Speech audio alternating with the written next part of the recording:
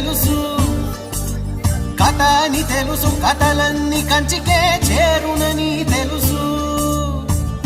తెలుసు తెర తొలుగుతుందని, తెలుసు తెల్లారుతుందని, తెలుసు ఈ కట్టె పుట్టుకుమంటదని, తెలుసు ఈ మట్టి మట్టిలో కలిసిపోతదని. ఇన్ని తెలిసి ఇరకాటంలో పడిపోతావు ఎందుకని? మాయ